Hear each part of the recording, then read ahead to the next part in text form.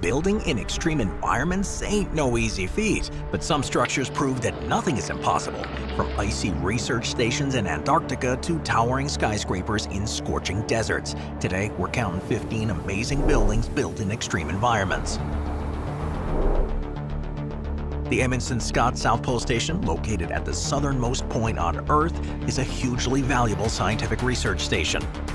It's located at an altitude of about 9,300 feet, or about 2,800 meters above sea level on the Antarctic Plateau.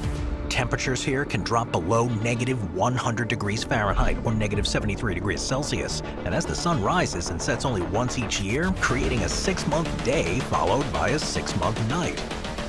Named after Roald Amundsen, the first explorer to reach the South Pole in 1911, and Robert F. Scott, who arrived shortly after, the station was established in 1956.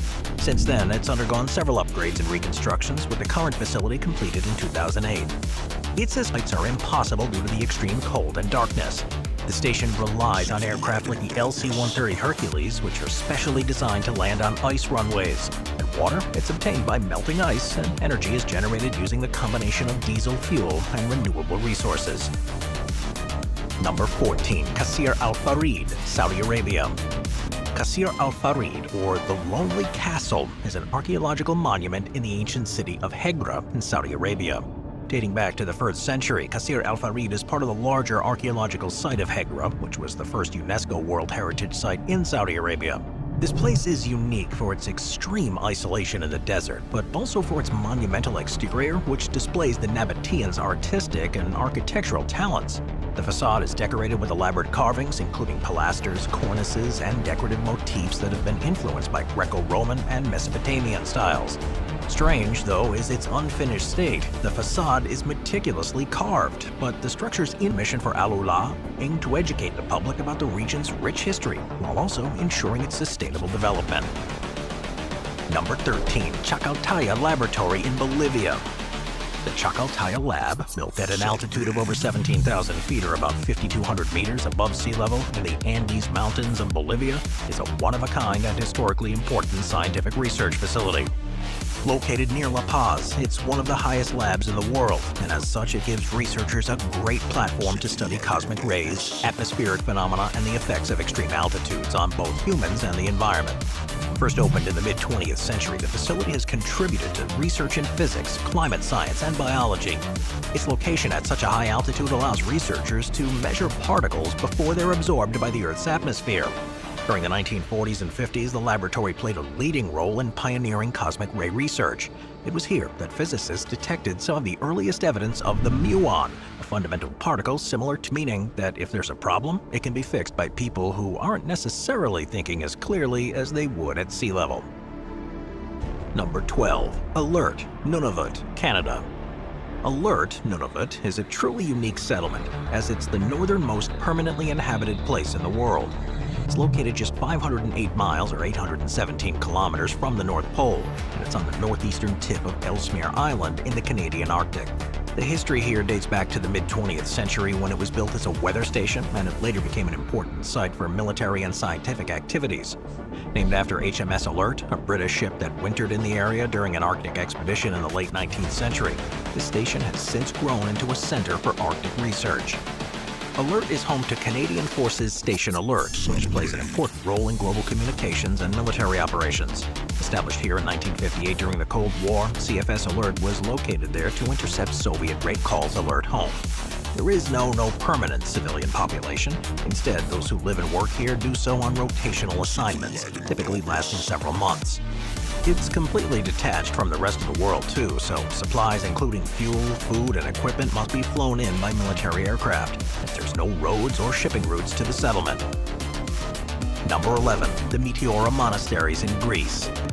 The Meteora Monasteries in Greece are a fascinating mixture of natural wonder and human development. Located in the region of Thessaly, near the town of Kalambaka, it's one of the most surprising religious complexes in the world, where above a series of towering sandstone pillars, there are monasteries that appear to float between the earth and the sky. The name Meteora translates to suspended in the air, which is a great description of the structures that were built by hermit monks looking for solitude and spiritual enlightenment. These sandstone pillars are in some cases up to 1,300 feet or 400 meters tall and don't have any easy ways of reaching the top up the sheer cliffs using basic methods, and often took decades to finish.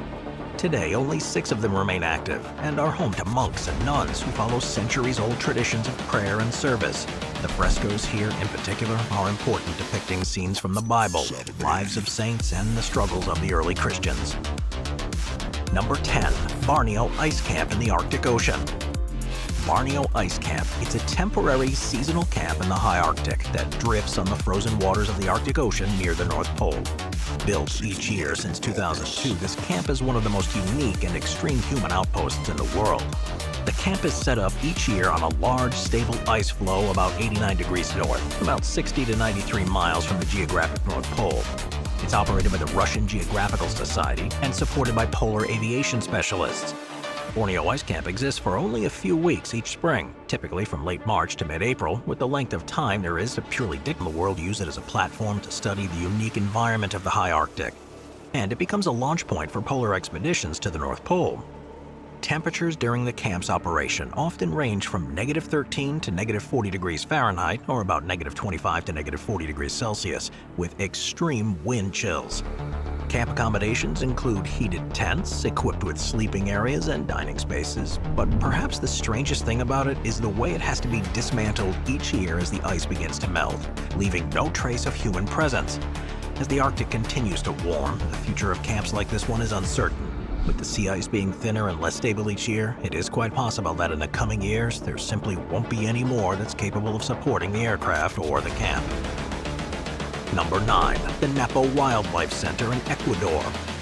The Napo Wildlife Center is an eco-lodge and a conservation project that's located in the middle of Ecuador's Amazon rainforest.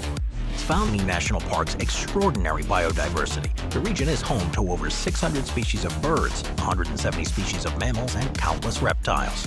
You can, for example, take canoe rides to see caimans and giant otters, treks to spot monkeys and jaguars, and visit a parrot clay lick, where hundreds of colorful parrots and parakeets gather to eat the mineral-rich soil.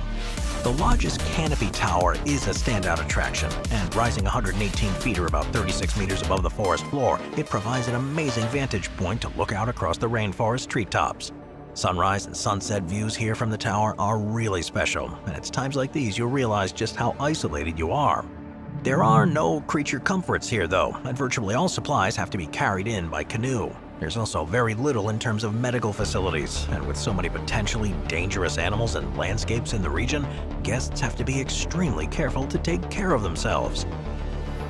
Number 8. Castle Stalker, Scotland. Castle Stalker, which is in one of Scotland's most more interesting history, began in the 15th century. Around 1446, Sir John Stewart of Lorne built the stone tower that still stands today, establishing a place as a stronghold in the volatile Highlands.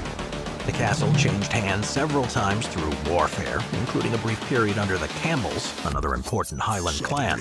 One major event in history took place in the 17th century when Duncan Stewart, the castle's owner, lost it to the Campbells in a drunken wager. However, the Stewarts eventually regained control, showing the ongoing tension and flow of power between Scotland's clans. Its isolated location on the island adds to its defensive capability, as it can only be accessed by boat or during low tide. It's also subject to the ferocity of Scotland's ever-changing weather, and meant that for long periods of time it was completely isolated.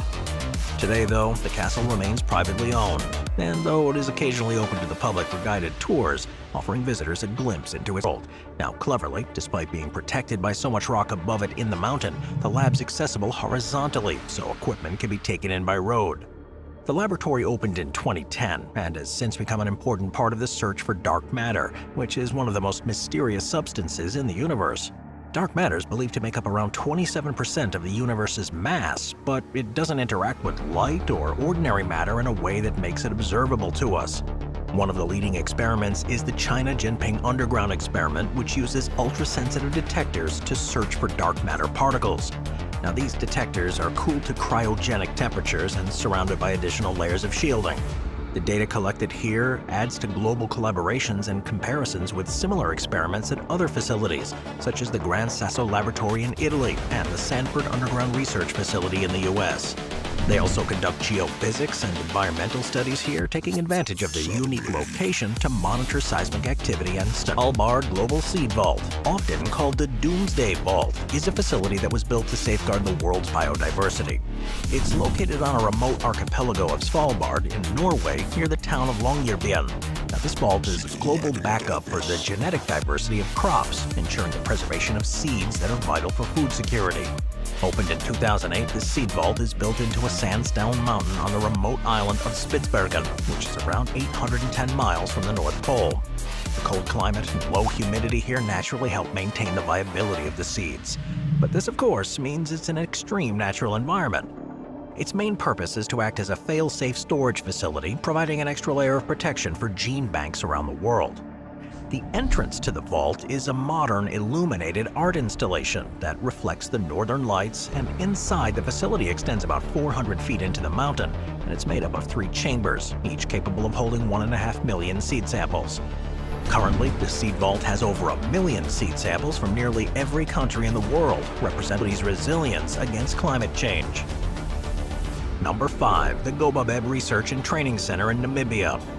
The Gobabeb Research and Training Center in the Namib Desert of Namibia is an internationally renowned institution. It was first set up in 1962. This center is located where 3 distinct environments merge: the sand dunes of the Namib Desert, gravel plains, and the Kuseb River. This setting makes it an ideal location for research and education on some of the most extreme and fascinating environments on the planet. It's in the Namib-Naukluft National Park, which is one of the largest protected areas in Africa. Now, the Namib Desert itself is believed to be one of the oldest deserts in the world, and it's developed over millions of years by shifting sands, strong winds, and very little rainfall. Its dry conditions here have led to the development of some pretty amazing biodiversity, with many species found nowhere else on Earth, such as the Welwitschia plant, which can live for over 1,000 years, and the fog near one of the world's most active volcanoes. The name translates to mean the peak of the furnace. This observatory plays a critical role in monitoring and studying volcanic activity. Now, the volcano on Reunion Island is 8,600 feet or 2,600 meters tall, and it's a shield volcano with a broad domed shape that's been formed by the low viscosity lava that flows freely. It has a relatively safe eruption style, producing lava flows rather than explosive activity, which does make it an ideal natural laboratory for scientists. The observatory was first established in 1908 in response to the need for monitoring the activity here. The facility is equipped with state-of-the-art technology to track and predict volcanic activity, and its work combines geophysics, geology, and chemistry to study the volcano's behavior. One of the most important tools used by the observatory is a network of seismometers that have been placed around the volcano. These instruments detect and record ground movements and provide early warning residents. The benefits of the observatory are far more than just local ones, though, as scientists can learn far more about the dynamics of shield volcanoes in general and the process causing volcanic activity. This knowledge helps understand similar volcanic systems around the world, so this observatory collaborates with international research institutions to share what's learned. Number 3. Mount Washington Observatory in New Hampshire. The Mount Washington Observatory, at the summit of Mount Washington in the state of New Hampshire in the U.S., is a leading meteorological and research facility. Positioned at an elevation of 6,288 feet or 1,917 meters, it's at the top of the highest peak in the northeastern United States.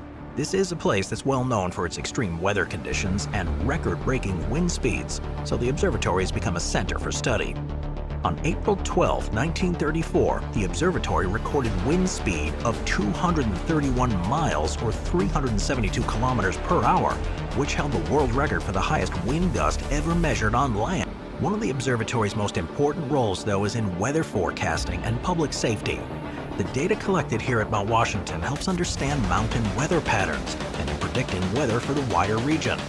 Weather on the mountain can change rapidly, and the observatory's forecasts help ensure the safety of those entering this environment. But beyond the scientific work, the observatory helps with education and outreach. It has a range of programs that are designed to engage the public and encourage a deeper appreciation for meteorology and environmental science. The observatory also has a program called EduTrips, allowing participants to stay overnight at the summit and experience its legendary weather firsthand. Number 2. Mponeng Gold Mine in South Africa. Mponeng Gold Mine, located near Carletonville, South Africa, is the deepest gold mine in the world. owned by Harmony Gold. The mine extends more than 2.5 miles or 4 kilometers below the surface of the Earth, showing the extraordinary lengths that people have to go to 80 degrees Celsius before cooling systems are applied. This cooling is essential not only for worker safety, but for the effective operation of all the machinery and equipment. To get down there, workers use high-speed elevators known as cages, which go down at speeds of up to 36 miles or 58 kilometers an hour. With the need to change elevators and their varying speeds, though, the descent to the bottom can take more than an hour. To extract the gold, they use a cutting-edge mining technique. Narrow reef mining, for example, is a method that was created for the thin gold-bearing reefs in South Africa, and this increases efficiency while reducing waste. The high-grade ore here means that even small quantities of extracted material can produce significant amounts of gold. Real-time monitoring of geological conditions means that warnings can be sounded far earlier. The mine's extreme pressures and temperatures do make it a natural laboratory for studying geophysical events, such as seismic activity and rock mechanics. Not only do these studies help us learn far more about the depths of the planet, but they're also vital to safety procedures in the destination in its own right for trekkers looking to venture deep into the Himalayas. Split into two sections, the South Base Camp in Nepal and the North Base Camp in Tibet. Each one offers unique experiences, landscapes, and challenges. The South Base Camp in Nepal is at an altitude of around 17,600 feet or about 5,300 meters, and it's more accessible and the popular of the two. Usually reached by the Everest Base Camp trek, the journey begins in Lukla, which is a small town that's most famous for its airport, which is said to be one of the most dangerous in the world because of its short, steep runway. When you reach the South Base Camp, you'll find a strange landscape full of ice, rock, and the towering Khumbu Icefall, where climbers prepare for their climb to the summit. Trekkers take in the atmosphere. The camp is extremely busy during climbing seasons, and typically from April to May and September to November. Teams of mountaineers and support staff work to make sure the summit attempt is possible. The North Base Camp, on the other hand, is on the Tibetan side and at a higher altitude of around 16,900 feet. There's a second step, which is a rock face that requires skill and a huge amount of courage. But beyond its beauty, Everest Base Camps are hugely cultural and spiritually important places. The mountain, known as the Sagarmatha in Nepal and the Chomolungma in Tibet, is revered by the local Sherpa and Tibetan communities. For them, it's more than a peak, as it's a sacred space associated with deities and ancient legends. Trekkers and climbers have to acclimatize properly and monitor their health closely to avoid potentially dangerous conditions. Environmental issues too here are a growing concern, as there's still increasing number of visitors pushing the fragile ecosystem to its limit. Still, if you're able to visit in a respectful and conscious manner, it's one of the most spectacular places you could ever visit. Thanks for exploring with me, everybody.